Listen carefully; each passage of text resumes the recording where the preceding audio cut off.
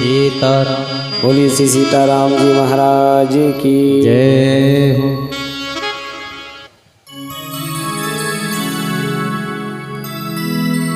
आइए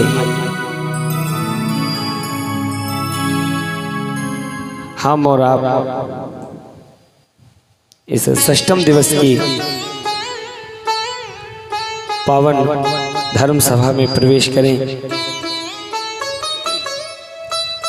कल की धर्म सभा में हमने और आपने गिरिराज गोवर्धन तक की कथा का श्रवण पान किया था। आगे चल करके भगवान ने यज्ञ पत्नियों पर कृपा की है।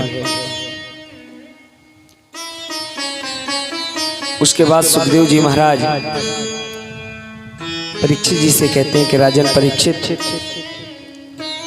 जरा सावधान होकर बैठना, क्योंकि अब जो प्रसंग है बड़ा अद्भुत प्रसंग है।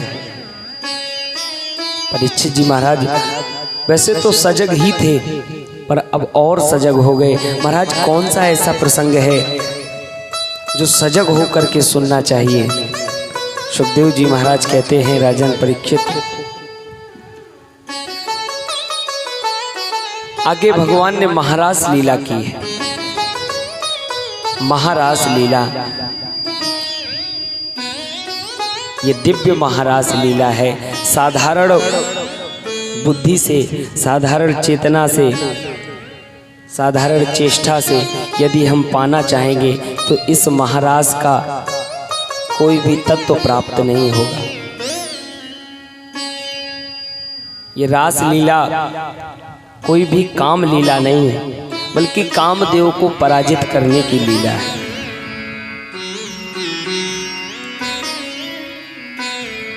कुछ लोग ऐसे भी होते हैं, बोले महाराज भगवान ने महारास लीला की, भगवान ने रास लीला की, तो ऐसा नहीं करना चाहिए भगवान को। कुछ लोग तो यहाँ तक कह देते हैं, बड़ा रास लीला करते घूम रहे हो। अरे रास लीला कोई साधारण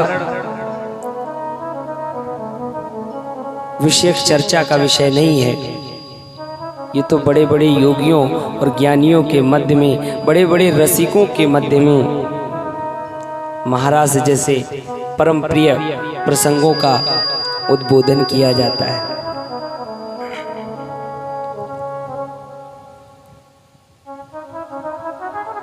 एक सज्जन कह रहे थे, महाराज भगवान ने रास लीला की, भगवान ने और कार्य किए, वो तो चलो ठीक है, पर भगवान को रास लीला नहीं करनी चाहिए। वो भी गोपियों के साथ। गोपियां तो पर स्त्री थी, और रात्रि में, रात्रि के समय महारास लीला।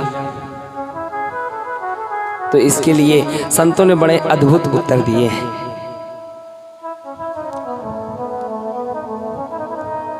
संत लोग कहते हैं, गोस्वामी तुलसीदास जी कहते हैं, समरथ का नहीं दोष गुसाई, समरथ का नहीं दोष गुसाई, समरथ का नहीं दोष गुसाई, समरथ का नहीं दोष गुसाई,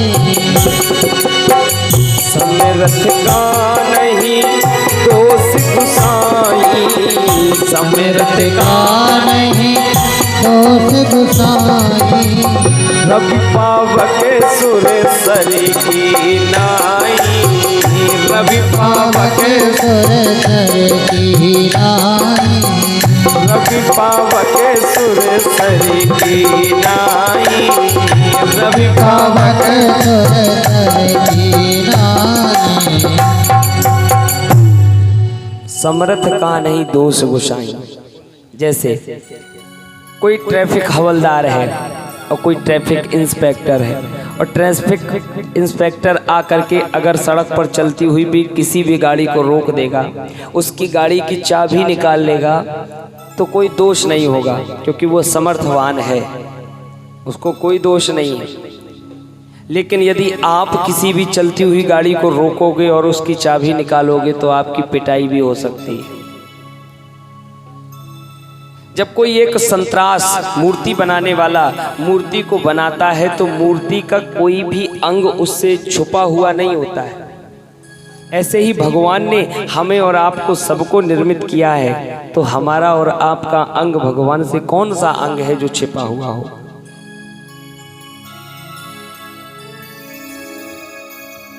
दूसरी बात, भगवान को हम लोग कहते हैं परम पिता। परम पिता, वो तो परम पिता है, और पिता के लिए पुत्र समान सदैव के लिए छोटा ही रहता है। एक उदाहरण से समझ लें, ईश्वर अंश है, हम लोग अंशी हैं। अगर हम लोग वो क्रिया करेंगे तो हम लोगों में दोष हो जाएगा, पर ईश्वर तो अंश है। आप मानिए, आप गंगा जी गए, आपने गंगा जी में स्नान किया, स्नान करने के बाद एक कटोरी में गंगा जल ले लिया, और वो गंगा जल आप लेकर के अपने कमरे में आ रहे हैं कि अपने कमरे पर चलेंगे, बढ़िया शालिग्राम को स्नान कराएंगे, बढ़िया इस जल को रख देंगे, इसका चरणामृत बनेगा, उसमें भी इसको जल को, गंगा जल को डालेंगे। आपने अपने घर के दरवाजे पर वो कटोरी रख दी, आप तब तक ताला खोलने लगे, तब तक कोई एक शूकर आया, शूकर, और उसने आकर के अपना मुख उस कटोरी में लगा दिया। तो अब आप बताएं, क्या आप उस गंगा जल से अपने शालिग्राम को स्नान कराएंगे?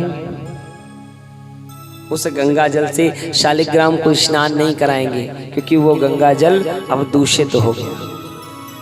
जबकि गंगा जी में जाने कितने शूकर जल पीते भी हैं, स्नान भी करते हैं, जाने कितने शूकरों को मृत्यु के पश्चात प्रवाहित भी कर दिया जाता है, पर फिर भी गंगा जी दोषी नहीं होती, दूषित नहीं होती हैं। पर जो आप कटोरी में जल लेकर के आए हैं वो दूषित हो गया।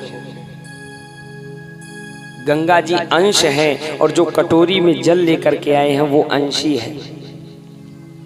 तो समर्थ कह नहीं दोष गोसाई, रवि पावक सुरसरी की नाई। इसलिए महाराज लीला का जब भी हम श्रवण पान करें, श्री स्वामी हरिदास जी कहते हैं,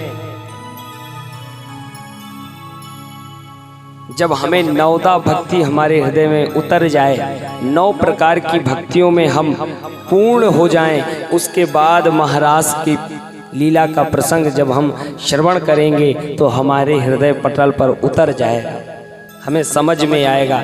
तब महाराज समझ में आएगा क्या है ये। महाराज 2 नायक और नायिकाओं का मिलन नहीं है, बल्कि ये तो जीवात्मा और परमात्मा का मिलन है।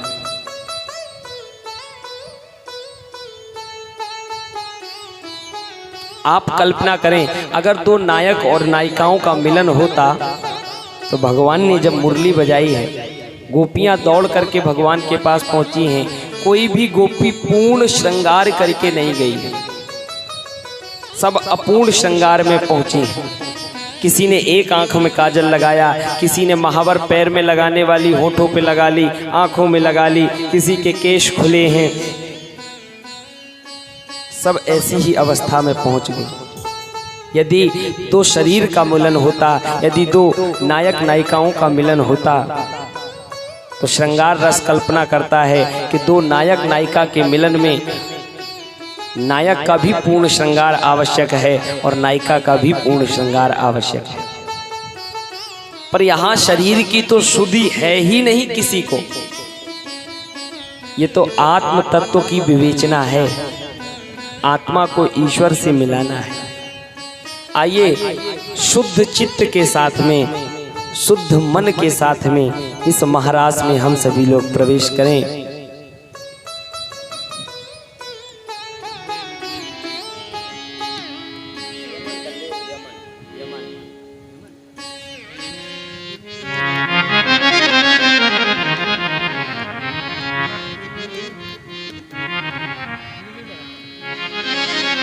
प्रथम सुमिरि भागवत भक्त भगवत बानी, द्वितीय आराधे भक्ति व्यास नव भांति बखान। तृतीय करे गुरु समुझी दक्ष सर्वज्ञ रसीलो, चौथे होय विरक्त बसे बने राज वसीलो। पांचे भूले दे सुधी तब छठे भावना रास की, साते पावे रीति रस श्री स्वामी हरिदास की। प्रथम सुमेरी भागवत। सबसे पहले तो यदि महाराज का प्रसंग सुनना है तो सबसे पहले महाराज के प्रसंग में प्रविष्ट करने से पहले श्रीमद् श्री भगवान के जो भक्त हैं उन भक्तों का स्मरण करना चाहिए।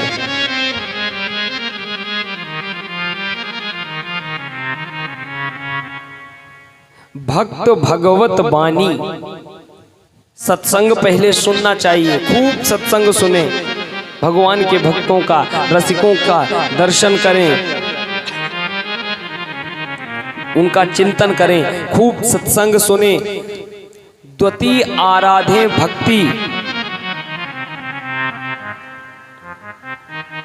और कौन सी भक्ति? व्यास नव भांति बखानी। नवदा भक्ति जब आपके हृदय में पूरी समाहित हो जाए। तृतीय करें गुरु समुझ, तब तीसरे स्थान पर किसी सर्वज्ञ गुरु की शरण लें।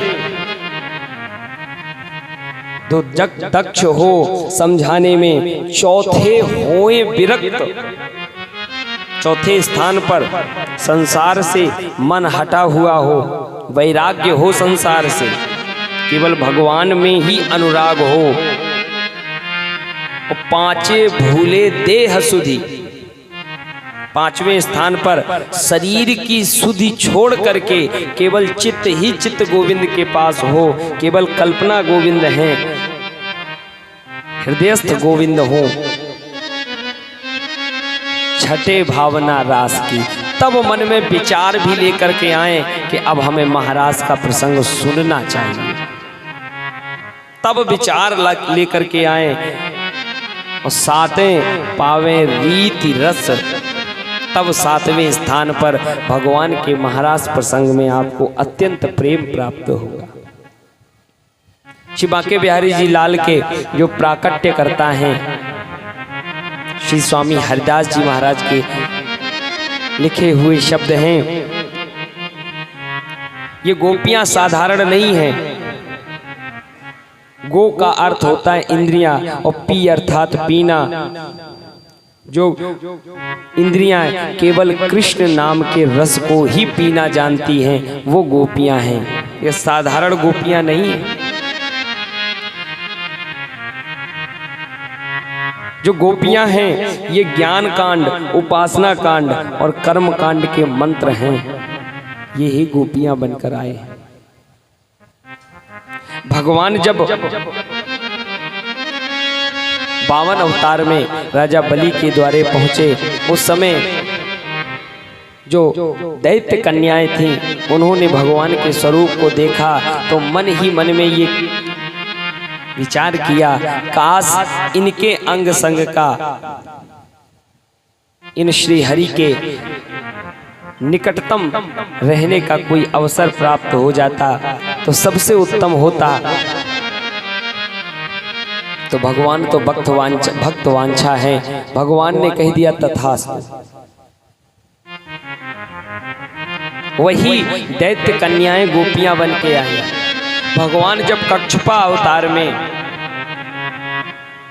कच्छप बन करके अपने पीठ पर पर्वत धारण किया, तो जो मत्स्य कन्याएं थीं उन्होंने भगवान के स्वरूप को देखा तो मन में विचार किया, काश इनके प्रति हमारी निकटता हमें प्राप्त हो जाती। तो भगवान ने उनसे भी वरदान दे दिया। कृष्णा अवतार में वो मत्स्य कन्याएं ही गोपियां बनकर आई। भगवान रामावतार में जब वन में जा रहे हैं तो जो ऋषि मुनि हैं, ऋषि कन्याएं, ऋषि महात्मा, जब दिव्य आत्माओं ने उन्होंने देखा तो मन में विचार किया, काश इनकी रति हमें प्राप्त हो। तो भगवान ने उन्हें भी आश्वस्त किया। समस्त ऋषि कन्याएं गोपी बनकर के आए। हम लोग कहते हैं ये काम लीला है। अरे कामदेव तो यहाँ आकर के परास्त हो गया है। महाराष्ट्र में कामदेव भी आया है। कामदेव ने भगवान से शर्त रखी कि भगवान हमारा और आपका युद्ध हो जाए। भगवान बोले हो जाए। कौन सा युद्ध करोगे, किले का युद्ध करोगे या मैदान का? भगवान से कहा कामदेव ने कहा प्रभु किले का युद्ध कौन सा है? भगवान ने कहा हम पद्मासन में बैठ जाएंगे, नेत्र बंद होंगे और ध्यान योग में बैठे हुए होंगे। उस समय यदि तुम चाहो, जो करना चाहो कर लो।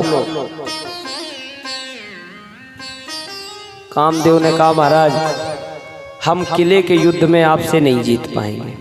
मैदान का युद्ध? बोले मैदान के युद्ध में आसपास शारीरिक रूप से समस्त गोपियां होंगी, मैं हूँगा बीच में, तब भी तुम्हारा आमंत्रण है। कामदेव बोला महाराज ये युद्ध पसंद आया हमें, ये मन को भा गया महाराज ये युद्ध, पर शर्त एक है महाराज। भगवान ने कहा कौन सी शर्त? शर्त ये है अगर मैं हार गया तो मैं आपका पुत्र बन के आऊँगा, और अगर आप हार गए तो आपको मेरा पुत्र बन के आना पड़ेगा। भगवान बोले तथास्तु, ऐसा ही होगा। ठीक है, तो कामदेव भी पराजित हुआ है। भगवान के जो पुत्र हैं प्रद्युम्न जी, कामदेव के ही अवतार हैं। कामदेव को पुत्र बनना पड़ा। योगेश्वर हैं भगवान श्री कृष्ण, योगेश्वर। महाराज का जब प्रारंभ हुआ तो शायद ऐसी कल्पना होती है, महाराज का जो प्रारंभ है, व्यास जी ने प्रारंभ किया तो भा शब्द से प्रारंभ किया। भा शब्द से भगवान पिता रात्रि सरदूत फूल मल्लिका। भगवान पिता रात्रि और पुष्प वाटिका प्रसंग श्री रामचरितमानस में तुलसीदास जी जब प्रारंभ करते हैं तो वहां पर भी भूप बाग बर देखहु जाए, भाकार से शुरुआत करते हैं, भा शब्द से, भा अक्षर से। भूप बाग बर देखहु जाए, यहाँ पर व्यास जी भी करते हैं भा शब्द से, भा अक्षर से।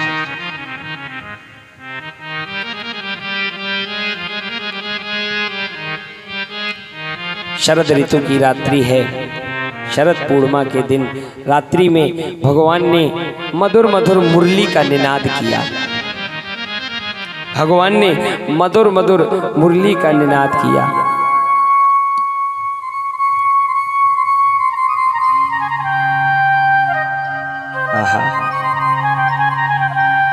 गोपियां घरों में अपना अपना गृह कार्य कर रही थी। गोपियों ने मुरली की आवाज सुनी तो जो कार्य जौन गोपी कर रही है वो वहीं छोड़ करके भाग खड़ी हुई। निशम्य गीतम नदरंग वर्धनम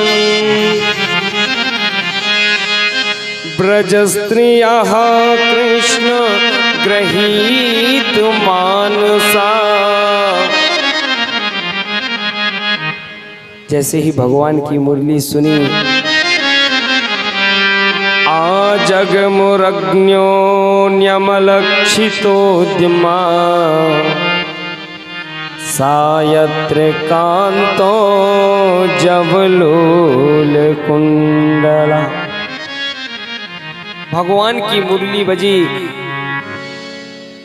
तो जो गोपी, कोई गोपी तो नेत्रों में काजल लगा रही थी, एक नेत्र में काजल लगा, मुरली की आवाज कान में पड़ी, आहा, एक ही नेत्र में काजल लगा के दौड़ पड़ी। कोई गोपी महावर लगा रही थी, भगवान की मुरली का निनाद सुना तो महावर पैर की जगह नेत्रों में लगा के भाग खड़ी हुई। कोई गोपी लहंगा पहन रही थी तो लहंगा को पहनने की जगह लहंगे को ओढ़ लिया और चूनर को पहन करके भगवान के लिए दौड़ पड़ी। सब गोपियां दौड़ती चली जा रही हैं। मुरलिया हरि की, मुरलिया हरि की, मधुबन में धूम मचाई रे मुरलिया हरि की। मधुबन में धूम मचाई मुरलिया हरि की। मधुबन में धूम मचाई रे मुरलिया हरि की। मधुबन में धूम मचाई मुरलिया हरि की। मुरलिया हरि की, मुरलिया हरि की, मुरलिया हरि की, मुरलिया हरि की। मुरलिया हरि की, मधुबन में धूम मचाई रे मुरलिया हरि की। मधुबन में धूम मचाई मुरलिया हरि की।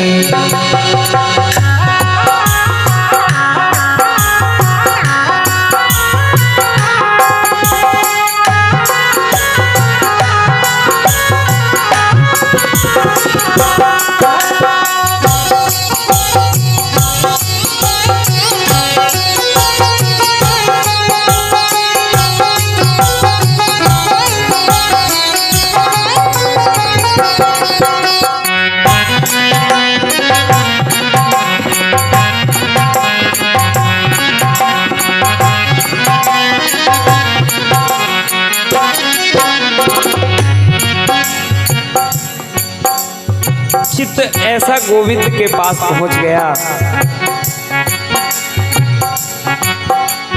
खीर में नून, दाल में शक्कर, मक्खन में मिर्चाई। खीर में नून, दाल में शक्कर, मक्खन में मिर्चाई।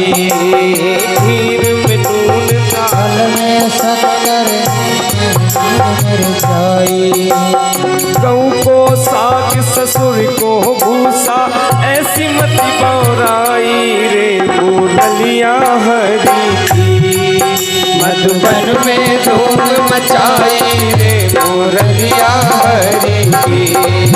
मधुबन में धूम मचाई मुरलिया हरि की। मधुबन में धूम मचाई रे मुरलिया हरि की। मधुबन में धूम मचाई मुरलिया हरि की। खीर में नून, दाल में शक्कर। एक गोपी खीर बना रही थी, मुरली की आवाज जैसे ही कर्ण प्रदेश में पड़ी तो खीर में शक्कर डालनी चाहिए थी, तो शक्कर डाल दी दाल में, और खीर में दाल में डालना चाहिए नमक, नमक डाल दिया खीर में। खीर में नून, दाल में शक्कर, मक्खन में मिर्चाई। मक्खन में मिर्च डाल दी, और यहां तक तो ठीक था। गऊ को साग, ससुर को भूसा, गाय को जो साग सब्जी बनाई वो ससुर के लिए लेकर जा रही थी थाली, मुरली पड़ गई कान में तो थाली धराई जाके गाय के आगे और जो भूसा गाय को डालना था वो रखाई जाके ससुर के आगे।